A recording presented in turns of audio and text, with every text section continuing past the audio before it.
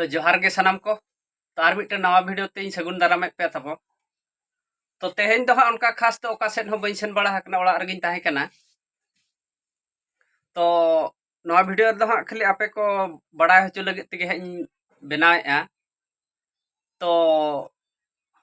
इन दो ओका आप ते वीडियो दिन एडिटिंग ए तो ओना घेन बड़ा हचो पे तेहेन दो नोका वीडियो एडिटिंग आप मा अडिगान के मेना जेलका काइन मास्टर वीएन आप वीटा इनशॉट यूकोट तो नोका अडिगान वीडियो एडिटिंग आप दो मेना तो काइन मास्टर खन मा वाटर मार्क हिजुआ अद इन दो वीएन आप खन वीडियो दिन एडिटिंग एत ताहेन अदो नोय सुर दिन रेगे आर मिटन नावाना लॉन्च करना तो ओना दो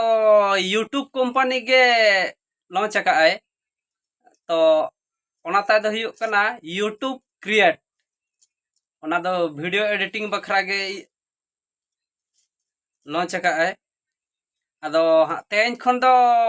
ओना आप तिन एडिटिंग लेगाया चेद लका हिजुग कना आर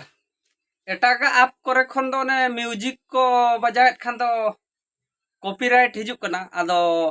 नवा यूट्यूब क्रिएट खन दो कॉपीराइट दो बाय हिजुआ मेनते को मेन हचोया अडिगान वीडियो को नेल बड़ा केआ जो ओना खन दो आर पतियो हज पतियो कन गया कॉपीराइट दो बाय हिजुआ ना यूट्यूब क्रिएट खन दो चिकाते जेहेतु नवा मा यूट्यूब रे कन गया आजा कन गया अदो ओनाते नेतार दो हा ओना यूट्यूब क्रिएट आप खन गे हा वीडियो दिन एडिटिंग आर आपे हो जहां को पे यूट्यूबर कान खान दो बड़ाय का पे तबो बापे बड़ाय काट खान बड़ाय पे तबो जे आपे हो ओना आप खन वीडियो पे एडिटिंग दाड़िया चिकाते ओना रे दो उना रिक्स बन मेन खाते ओना कॉपीराइट को गे बाय हिजुआ आर बखान कॉपीराइट मा मिटन यूट्यूब रे अडी माराम बेमार कना चे ओना टेक्स्ट को माने ऑल को होता नपाय गया आर स्टिकर को लोगो को होता नपाय गिन बुझोया ओनाते हा ओनाते परिन एडिटिंग लेखाया आर चेद लका हा बुझो कना कमेंट बॉक्स रे लay पे ताबन और वीडियो ते तब शेयर पे जेमन ते जतो हर को बड़ा दाड़ में जहां चे यूट्यूबर को जहां चे वाटर मार्क ते जहां को एडिटिंग को जहां चे उनका वाटर मार्क हिजुक कना ताको और नवा यूट्यूब क्रिएट आप ते दो वाटर मार्क दो बाय हिजुक कना अदो हा नितो दो नवा नवा दो हा एंड्रॉइड मोबाइल रगे हा अड़ा का एटा मोबाइल करे दो बाय हिजुक कना इन निजे ते होगिन चेक बड़ा केआ तो एटा मोबाइल करे दो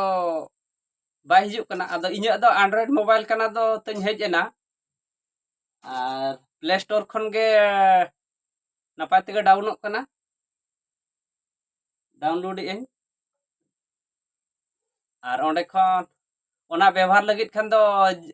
जीमेल दरकार कना और ओंडे खन जहां परमिशन अलाउ मेनते जहां कोकोय कना ओना अलाउ के खन गे गानोक कना तो नो नोका तबो तो नो नोका इन दो नोना आपते वीडियो दिन एडिटिंग